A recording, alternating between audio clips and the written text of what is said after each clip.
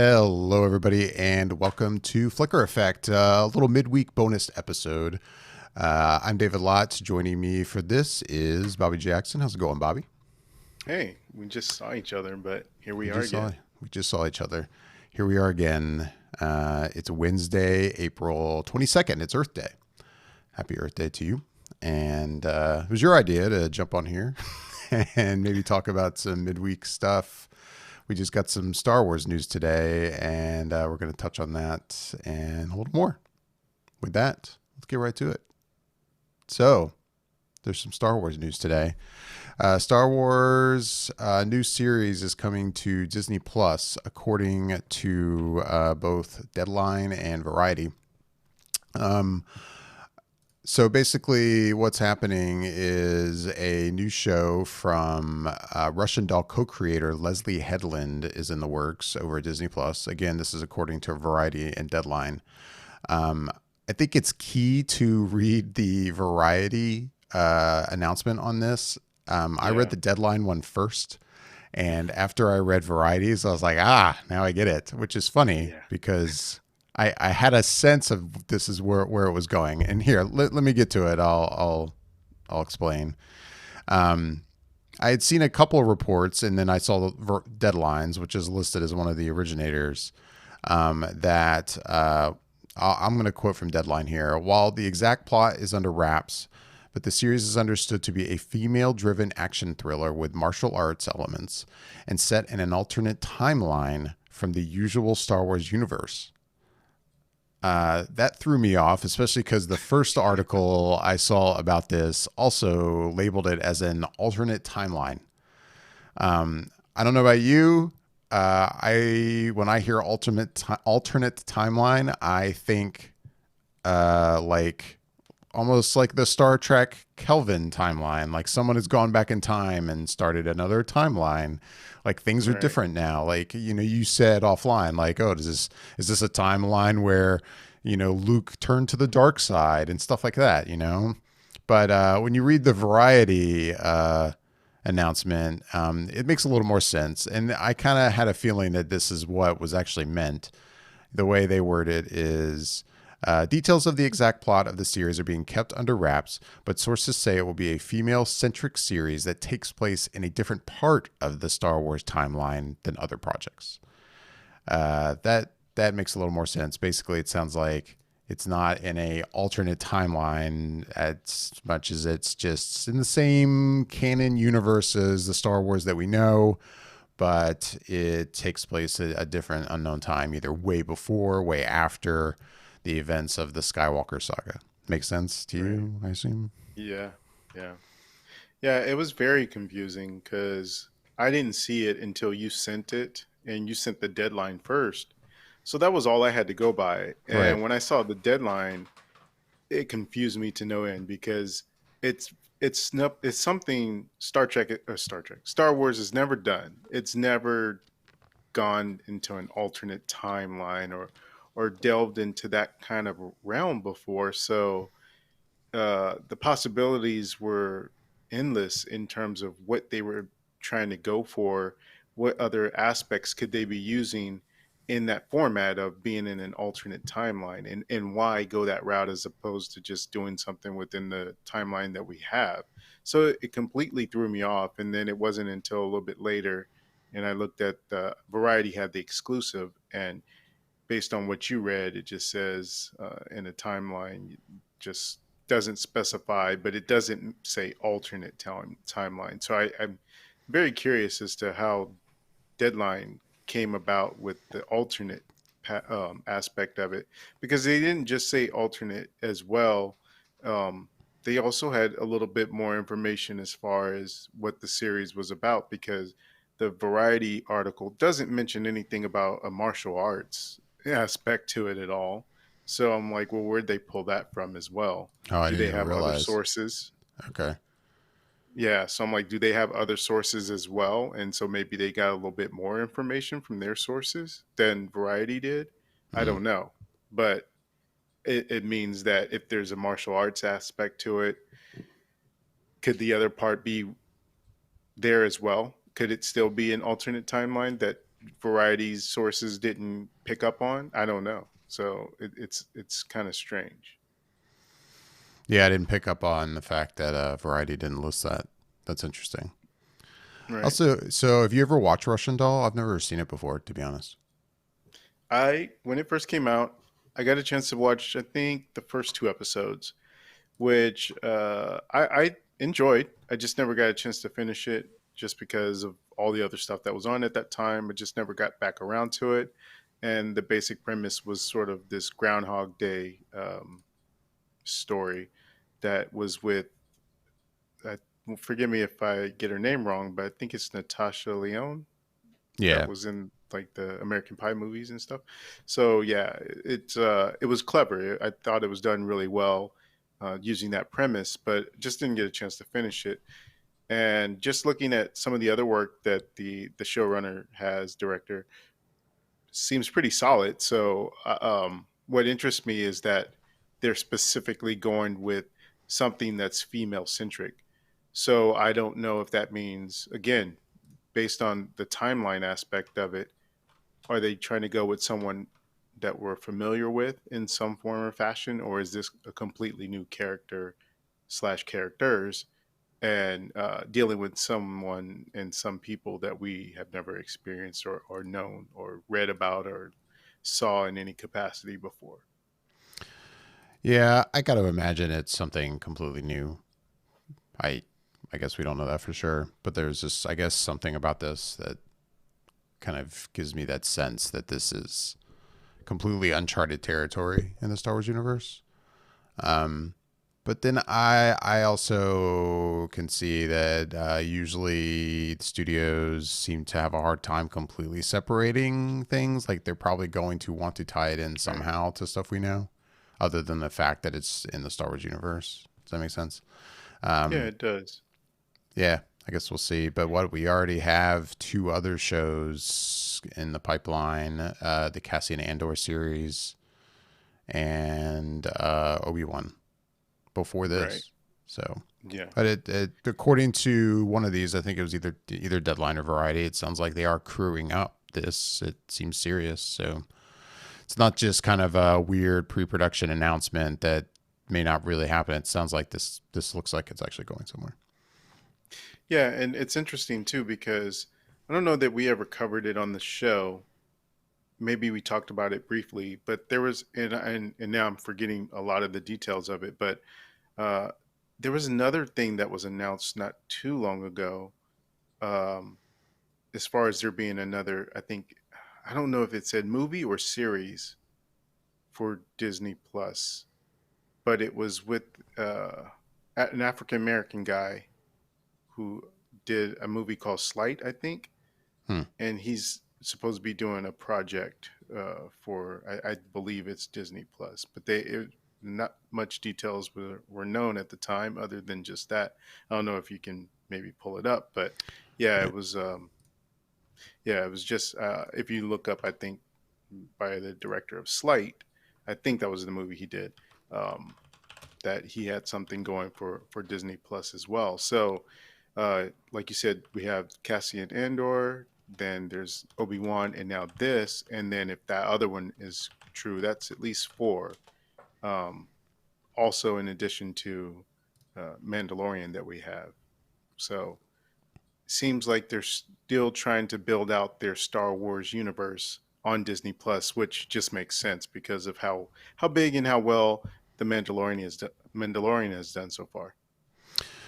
Yeah, I did do a little Google, and at least according to the first article I brought up from Variety, Mm, titled "New Star Wars Movie in Development with Slight Director Luke Cage Writer."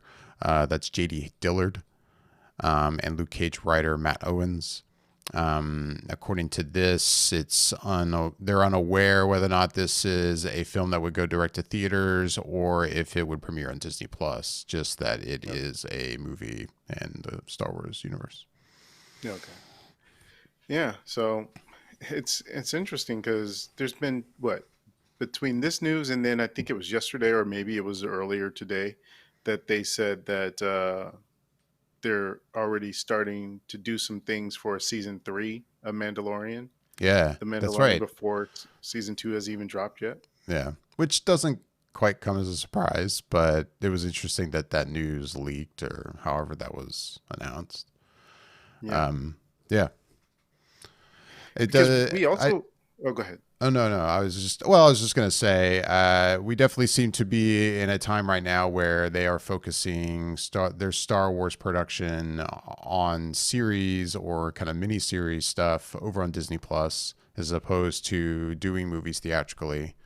I definitely don't have a problem with that. I love No. Star Wars films, but as you've heard my opinions on the Disney Star Wars films that we've gotten so far, I think they are ready. We are all ready for a break from Star Wars in the movie theaters. And I mean, so far, I'm very happy with The Mandalorian on Disney Plus, and I look forward to everything else they're going to do. And I think having TV series content for Star Wars right now is a good fit for what Disney's trying to accomplish. So I'm definitely good with just kind of maybe staying away from movies for a little bit, coming back to that later. You've seen, I'm I, I sure. I'm I'm there with you for the most part, but I've not lost the luster for the big screen movies. I Right. guess I still want to see something, especially now. I think more than ever before. In fact, now as I'm saying it, because excuse me, because now that the Skywalker saga is done, it's a whole new world in a way. It's like, well, where can they go? What will they do? Um, Give us something that we don't already have a vested interest in, other than the fact that it's Star Wars, and see where it can go. And then maybe that way there's no division because we're all on the same page. We're all starting from a clean slate. So that's kind of where my excitement would still be, far as being able to see it in the theaters as opposed to just seeing it on the TV screen at home on Disney Plus. I get that. I get that. Yeah. One of the other things that we hadn't mentioned for sure, that it came out a little while back, was the fact that it had leaked that Rosario Dawson is going to be playing Ahsoka Tano Yeah, I guess we never really on. discussed that on the show, did we? No, no. No. It's going to be on the Mandalorian season Right. 2, and it's an interesting story just because at one point I think someone asked her about it, and she jumped on board to the idea of it and had championed the idea of it, and so it's almost like it manifested itself into being. And yeah, it's an interesting thing because I have not watched all of Clone Wars. I've watched the first couple seasons so far, but then I jumped into this last season because I felt like I knew enough to be able to go into it. So I've been watching this season as well, and she's popped up there, and she was also in Rebels, which I would still suggest that. I know you started it, but that's still a good one to actually watch if you ever have that chance to watch some more Star Wars content. That's a good one to jump into, You would and say I liked her on there as well. jump into Rebels over Clone Wars is what it sounds like. Yeah, for sure, for sure. And I really liked her character there. Mm-hmm. So to see her in live action, to me, it's not necessarily just because it's that character, but it's what it represents to me, in that there's more blending of things that come from animation that are canon going live action. And maybe that opens up a world to where we can see some of the things that we've seen in books that are canon going into the live action as well. So that's kind of where my excitement is for it, more so than it being Ahsoka. Although I like that fact, and I really like the fact that it's Rosario Dawson playing it. It seems like perfect casting. Yeah, I mean, like you said, I guess it was mentioned to her first before it was ever announced, and she jumped on the idea, and maybe that's what pushed it into existence because it just seems so perfect. I Yeah. say that, and I have limited exposure to that character. I have seen a little bit of Clone Wars with her in it. I kind of know what that character's about, but I haven't watched, like as you just pointed out, I haven't watched a lot of the animated content that she stars in. So And yeah. most of my reference for her is from Rebels more so than Clone Wars, because Okay. I think I knew of her when I was watching Rebels because I had heard of the character and seen her maybe in clips, but I didn't see much of that character until I saw her in Rebels. And in Rebels, she's an older character. So it really, to me, fits in well to Rosario Dawson compared to the character that she is when she's in Clone Wars because she's younger. So it Mm, really fits to me more with her as the Rebels character. gotcha. Uh, well, while we're on here, what else has been going on? I was going to ask you, have you been watching Westworld at all this season? Oh yeah, yeah, Oh yeah, yeah. I enjoy it. you do. I know a lot of people had I've issues been with seeing some season negative two. stuff about it. Yeah. Yeah, well, season two and season three. So this is the current season, and Right. people, are on the fence about it. Last season, they were upset because it felt like it was trying to be too clever and doing too many different twists and turns. This season, people seem to be upset because it's too straightforward and not enough twist. I don't know, Oh. but I don't know, and that could be. I've got a limited pool that I'm pulling from that have said that, but I don't know what the overall consensus of why people aren't liking this season. I just know that I've enjoyed it all three seasons so far. I've not been pulled out of it in any kind of way. I'm just on the ride. I let them tell their story, and I'm not trying to be two steps ahead of it or figuring it out. Just let it unfold, and I've just been enjoying it. Yeah, I bring it up because HBO announced that there will indeed be a fourth season of Westworld, which seemed to surprise a lot of people based on what you're saying. That those people, I think, being those that aren't a big fan of this season, Hmm. maybe season two as well. Also, at least according to the Hollywood Reporter, they're saying that showrunners Lisa Joy and Jonathan Nolan have a pre-existing deal in place that will keep them on Westworld for up to 6 seasons. Yeah. So at least it seems like HBO is planning that there could be 6 seasons of the show. I loved the first season. I started the second season, and for whatever reason, not because I wasn't enjoying it, but for whatever reason, just didn't keep up with it and kind of fell out of it, started watching other things. I need to go back and just start season two over again and then go into season three, Yeah. which they're still mid season, right? They haven't even finished the season, right? No, they haven't finished the season. I'm trying to think if it's mid-season though, because I don't remember how many episodes are in a season. But I do know that I feel like this last week was episode 6 or 7, somewhere around there. Oh, okay. So yeah, and maybe they are at a halfway point, but I just don't remember how many episodes are per season. But yeah, I'm enjoying it, and I saw the news for the fourth season, and I don't think I reacted to it in any specific way other than I just figured there was probably going to be a fourth season. I don't know in terms of once I had read about the pack that they have for up to 6 seasons. I don't know how I feel about that. Only just because, not necessarily because I don't see how the story could sustain itself for 6 seasons. My issue is that um, I don't remember the length of time in between last season and this season, but I just know it felt like a long time between last season and this season. And to have to go through that length of time each time for the next, well, basically at this point, three more seasons, that sucks because it feels like it's not going to be we're going to get these seasons consecutive years. You're talking about three more seasons, probably stretched over the span of about 6 years or Yeah. so. Yeah. And so it's like, man, I would like to see that story told in a shorter uh, way in terms of timeline, actual time. Right. But the problem is when you compound their normal kind of scheduling that they do for it, on top of everything that's happening with, you know, COVID-19, it's like, well, how much further will we be from seeing a fourth season at this point, based on when they would ever start production? I don't know. So it's kind of like, well, will we not see season four until 2023? Or I mean, I would hope not, but who knows? Hmm. Good point.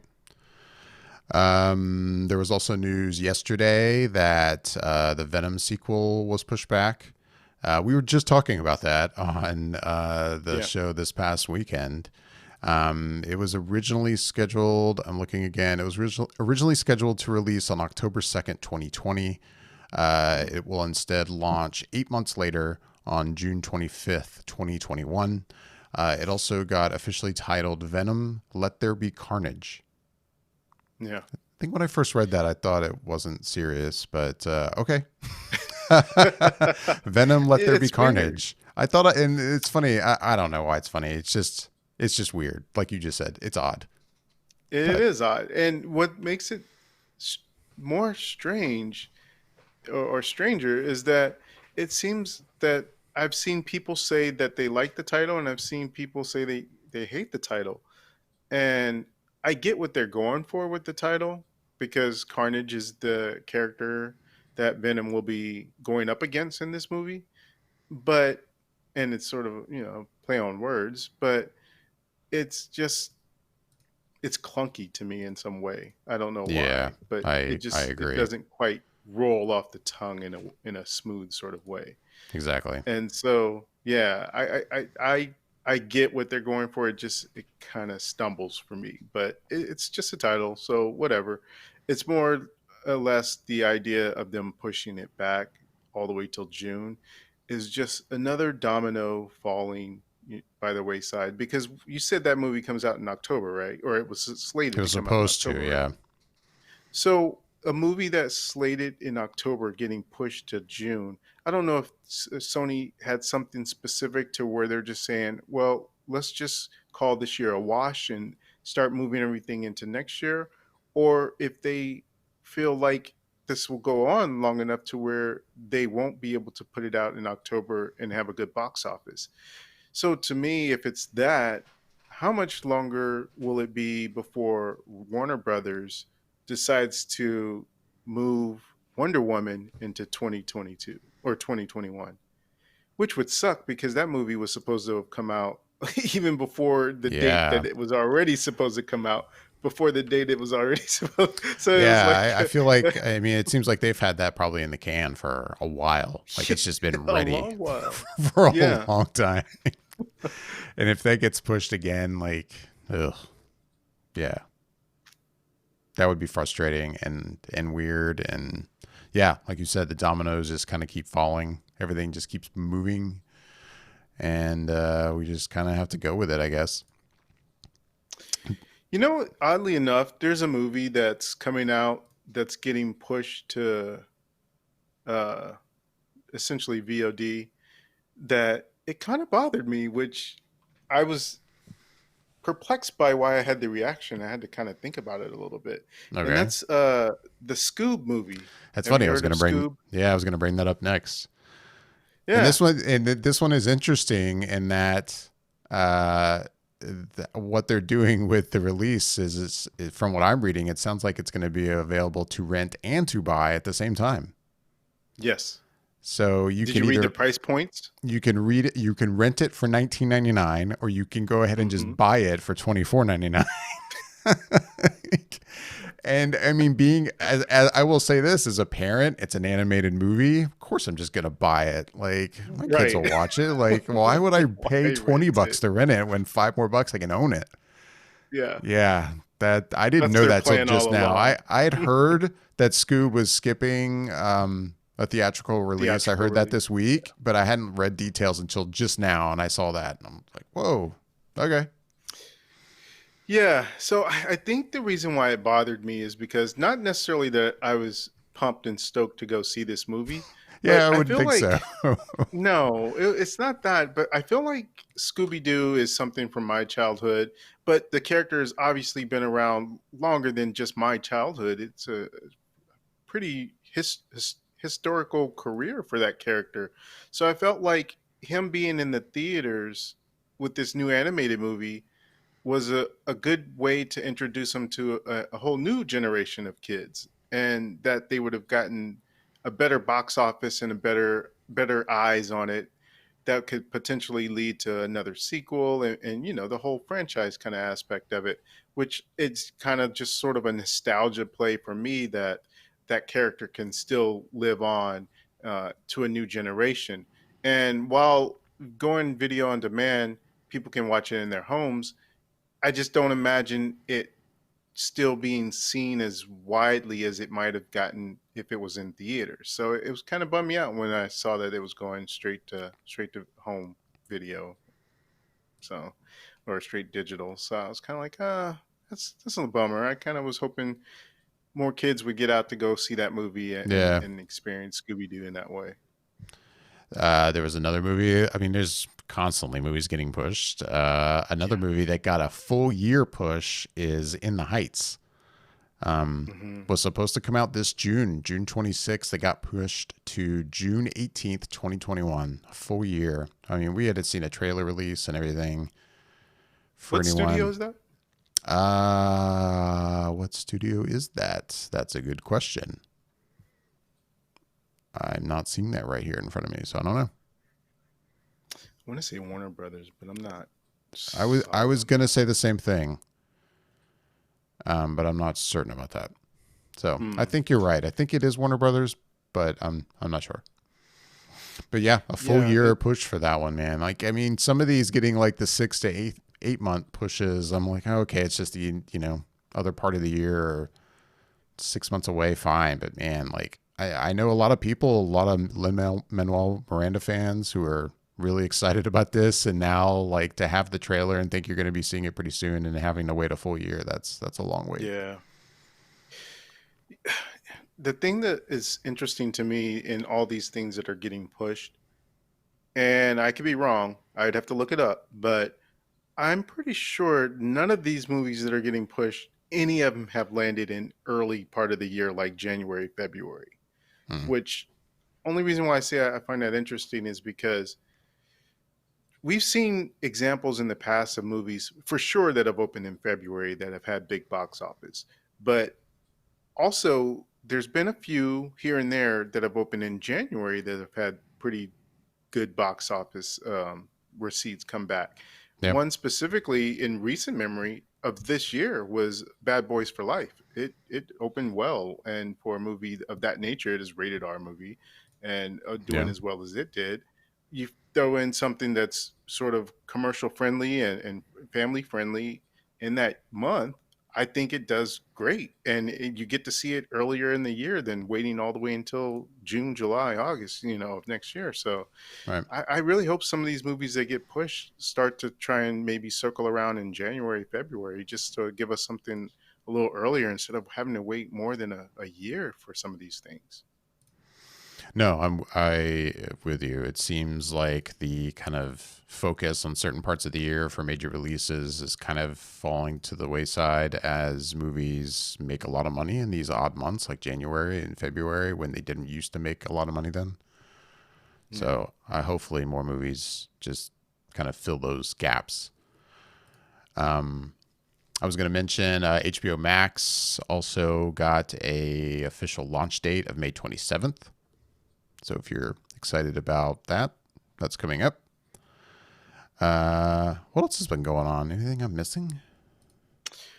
So let me talk about the HBO Max, but I wanted you Yeah, to yeah, go look up ahead. this article right quick because I Hmm. saw it in the news this week, and I wanted to get your take on it. But look up the article that's talking about Warner Brothers uh, and their plan for the theatrical releases. It's something along those lines, and it's something either by I think maybe the CFO or CEO of Warner Brothers talking about the theatrical releases and how they're going to sort of go forward with that kind of a thing. It was interesting. But in regards to the HBO Max thing, I'm actually looking forward to it. I'm a little disappointed just because some of the other things that they've mentioned that are going to come out aren't coming out on release, but they have such a big library and you're getting HBO stuff as well that I'm looking forward to seeing some of the content that's there that is just within their library of movies that maybe I don't already have access to seeing. As far as the TV shows and stuff, that's cool for a lot of people that like to binge the old shows of things. But I'm kind of looking at this point some of the HBO and the Warner Brothers catalog stuff that they'll have available. A lot of the shows that I want to see that they were going to eventually get is one of the DC shows from the DC universe is the Doom Patrol. I didn't see that, but I heard good things about it, so I want to watch that. And then I remember it was at some point last year when they announced certain things that would be coming to their service, and they mentioned Green Lantern, but we're a ways off from that coming out. But I'm ready to start seeing some of that original content that is tied into some of their DC properties come to life on the HBO Max. But as far as some of the stuff that they announced that's going to actually be there, the only thing that I watched a trailer for that I did kind of laugh at, and it filled me with a little nostalgia, was the Looney Tunes.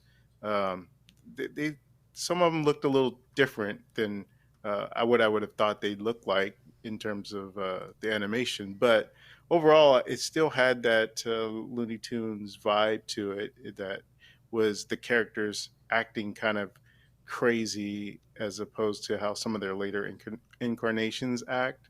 Like specifically, I'm thinking of Daffy Duck. Daffy acted more Daffy in the trailer as opposed to how he kind of becomes more of a stick in the mud and a foil for Bugs Bunny. He just seemed more like silly and goofy, like how his old incarnation was. So it's kind of interesting. And I would probably check it out just because of that old nostalgia factor, because I used to love watching Looney Tunes as a kid. So I've tried searching for whatever, I guess, quote or article you were thinking of. I don't think I've found, all I've seen is stuff that we already know about when Warner Brothers kind of shuffled a bunch of dates at once, mostly comic book stuff. But maybe if you're able to pull that up, I haven't Yeah, seen let me it see yet. if I can pull it up. All right. In the meantime, what other news is happening? Yeah, I don't know. I feel like we've kind of covered most of the stuff from this week. Kind of filling time as you search. Yeah, I don't know if there was any big news, huge news, but No, there not was a really. lot of news. There was just Yeah, a lot of little things here and there. a lot of little things, a lot of dates being pushed, as we know. Uh, yeah, but You yeah, got a little good news today. I did. What did I? What did I get? Isn't there something you're looking forward to? I don't even remember. It's. I guess my day Yeah, must be so filled with good news I can't even remember what we talked happened. about it yesterday that there was a certain convention that you're looking forward to, and we hadn't heard any news. And then I think there was Oh, some. you There talking about was Dragon Con? yes, Yeah, here. I mean, I'll bring up their tweets for those who are interested. Uh, at least, but yeah, basically, Dragon Con hit Twitter today to say that, I mean, as of now, they are still moving forward with Dragon Con 2020. Many things in the world are uncertain right now. One thing isn't. We are planning to throw a one sorely needed amazing celebration come Labor Day. We're moving forward to keep Dragon Con 2020 on schedule. Currently, there are no plans to reschedule or cancel the event. Uh, but yeah, they go on to say, of course, that could change. You never know. yeah, I mean, yeah. however, we are keeping in touch with the experts either way and working with our venue partners to make sure everything and everyone stays safe, happy, and healthy. Rest assured, if ever we feel that cannot be accomplished, we will do what is needed to protect our community. And they continue to go on to just say they, as soon as they know anything, as soon as they make decisions, they will let everyone know. But as of right now, they're planning to move forward with the convention, which yes, it's definitely good news so far. It's poor Comic Con is canceled.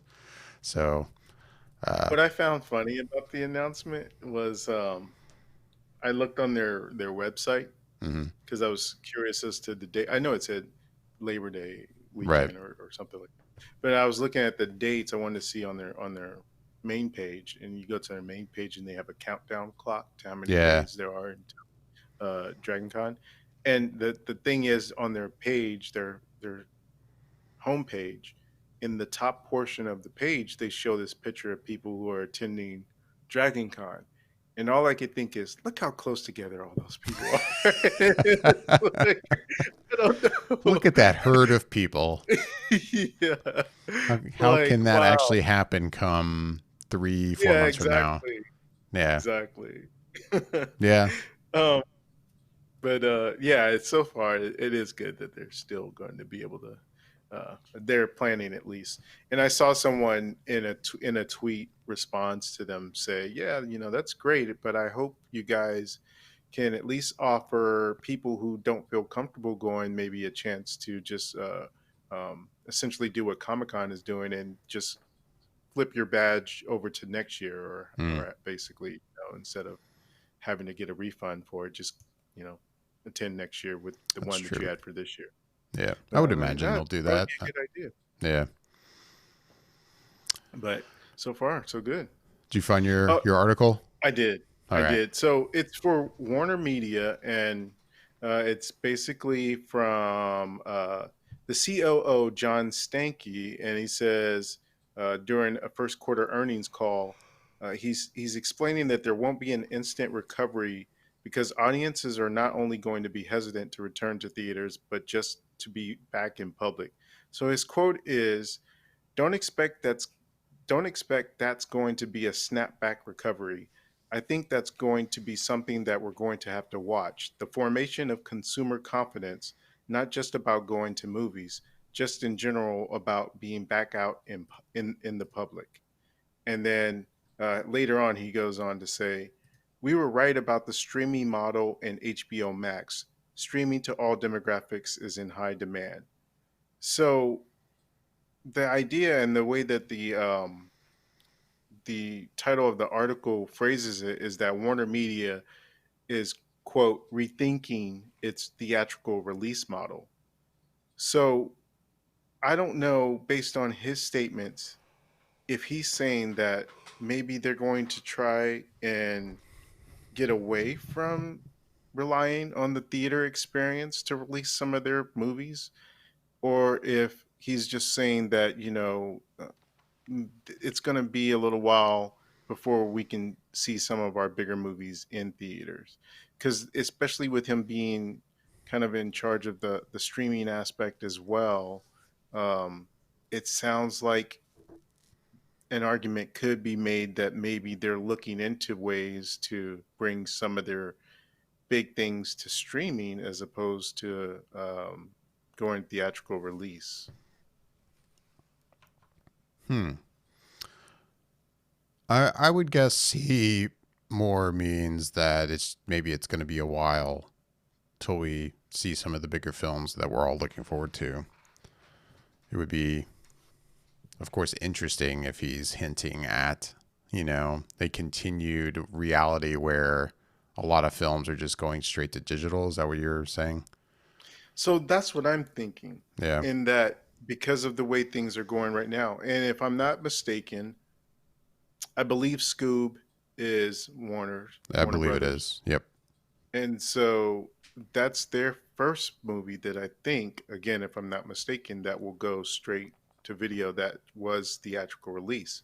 Hmm. So I wonder if that's their way of testing the waters, especially based on their price point, and if they're trying to figure it out, what's good. He said 19, I think, for rental and 24 for to buy it. Right. So it's kind of like, would they try to do something where they might have a bigger movie not necessarily a Wonder Woman, but there was an article that came out saying that they were thinking of sending it to digital Wonder video on Woman. demand. Yeah, Yeah, I've seen but it rumblings really about that. got, yeah, it got squashed pretty quickly. Yeah. But I just am curious if they feel like because of the time in which it would take for everyone to ramp up and really go out and see things, if they're thinking of maybe some of their mid-tier movies to go straight to home video as opposed to releasing them in theater, and maybe play with that price point a little bit more to where maybe it's not necessarily $20, but it's like $30 or $40 for a rental of something because they want to try and see if they can get some of that money that they would have gotten in the theater and try and make it at least worthwhile for them and see if this can be a new distribution model. Yeah, I mean, I remember those were some of the numbers that were being thrown around back when I forget what the service was going to be called or what studios Yeah, were, I forgot what it was. Yeah. they were working on the idea of sending stuff either it was like either much more quickly to streaming. I don't think it It was was pretty quick. skipping. I don't think it was skipping theaters altogether, but it was No, like a really fast digital release with the idea that, if you it rented may a have been movie, day and date too. yeah, it may have been. That's true. But with the idea that, like at $40, you would rent a movie. But hey, if you brought over some friends and, you had Like a at pay least, per view. you at least had four of you at home watching this movie, $10 a piece, hey. And especially if we're in a reality where, yes, movie theaters are open. Yes, movie theaters are enforcing rules where 50% or less of the movie theater is allowed to be sold. So there's definitely restrictions in place, but there's still probably going to be a lot of people who aren't comfortable going to a movie Hmm. theater and being around a bunch of people they don't know.